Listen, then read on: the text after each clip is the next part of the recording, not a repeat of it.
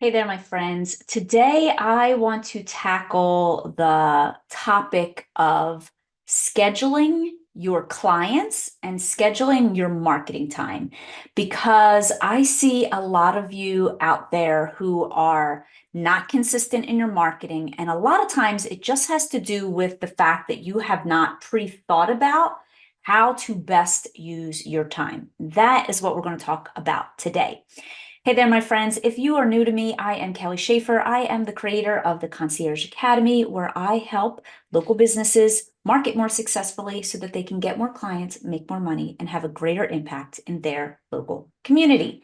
Okay, so today we are tackling this whole concept of I don't have time. When do I do these things? And creating consistency in your marketing because I see a lot of people be inconsistent in their marketing. And when they're inconsistent in their marketing, they create inconsistent results in their business. So inconsistent marketing equals inconsistent clients and money. Consistency creates consistency of clients and money. So there's an issue with people specifically in the concierge industry because you are juggling. So most other businesses, right? You are juggling your own work, your own administrative stuff, your own marketing tactics and your marketing strategies. But when you are in the concierge industry, it's almost like you have your own list of to-dos, and then you often have lists of to-dos for several clients. And so that's a lot to keep your mind focused on. That's a lot to get done. It's a lot to check off all those lists. And this happened to me early on in my business where I felt like I was losing control. I was always a very organized person, always got my shit done on time. And yet, what I was finding was when I had like four, even five clients, I was trying to navigate getting all their stuff done and getting all of my own personal stuff done and getting everything done that I needed to for the business. So I created a calendar in which I could create consistency in my calendar. And I want to tell you the story of how this actually came about.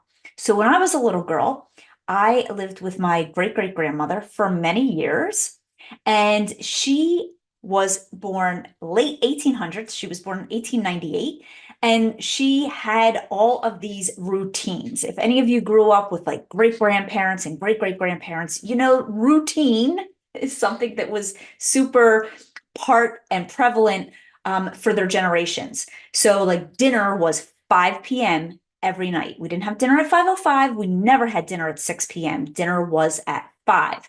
TV time was at 8. And she also had specific days of the week that she did laundry.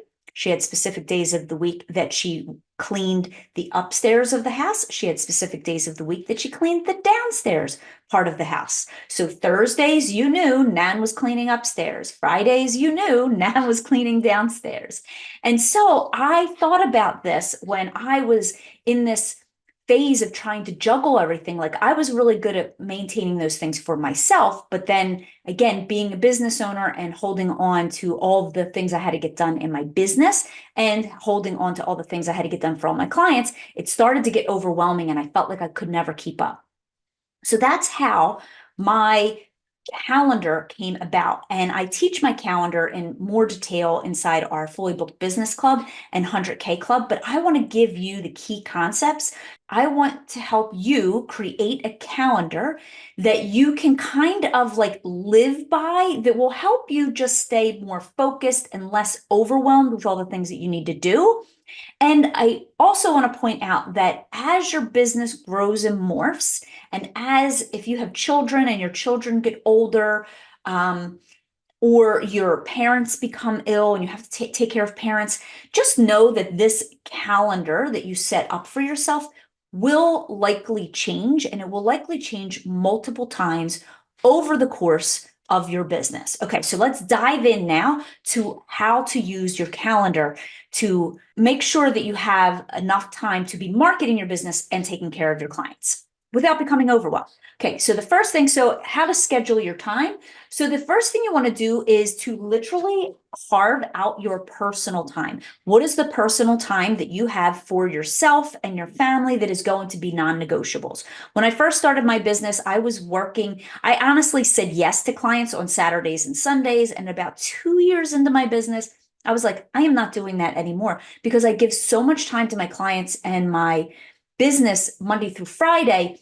I wanted to reclaim those Saturdays and Sundays specifically for my family and my friends and myself. So you just want to put like where your personal time, just put your personal time on your calendar. Another thing I had to do when my kids were younger is I had to get them off the bus after school. I needed to get them up in the morning to get them ready for school. So sometimes my marketing time was actually at 5 o'clock in the morning before the kids got up, because then I needed to have a segment of time when I was, getting kids up and making breakfast and getting kids out the door and going to the bus stop.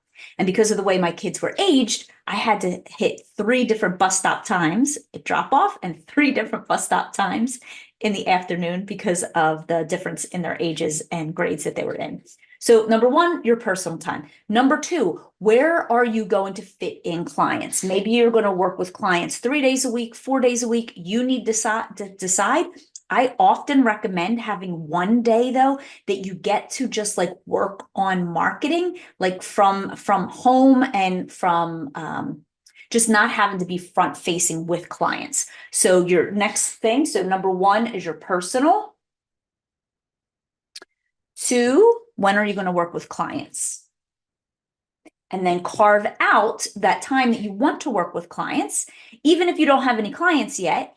And then what happens is when you start getting clients, you'll kind of plug them in to these days of the week or times during the week that you want to actively work with clients. Next thing you want to do is make sure, this is how you become consistent, is have your time carved out for marketing. So the next one is marketing. And marketing is going to be a combination of both offline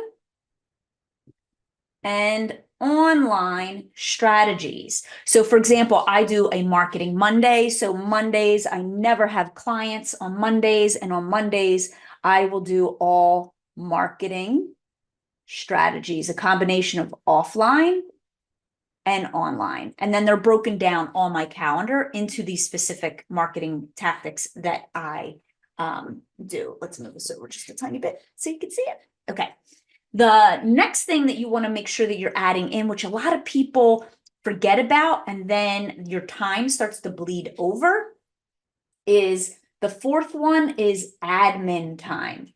So I see a lot of people who create really, really long lists, right? They create long lists of to-do items, and they think that that is like marketing and they're working in and on their business. And in reality, that's not the truth. A lot of times what you're doing is just a whole bunch of administrative tasks that aren't actually money generating. When we look at admin tasks, that's going to be things like billing, emails, following up with people, and random non-money generating to-dos. So we want to be aware of that, because a lot of you will fill up your days and your calendars with administrative work that's not actually being front-facing marketing, both online and offline. You're doing a lot of admin work, not money generating work. Okay, my friends. So this is how I want you to consider breaking down your calendar, making sure you have all the appropriate time carved off on your calendar. And then, of course, if you need some support with what types of marketing strategies to use in your business, I want to invite you to an upcoming 5-day Get More Clients Week that I'm hosting. It's free to attend. I'm going to put a link below this video so that you can register. And of course, if this video was helpful, make sure you hit the like button and subscribe so that you don't miss any other upcoming episodes. All right, friends, bye for now.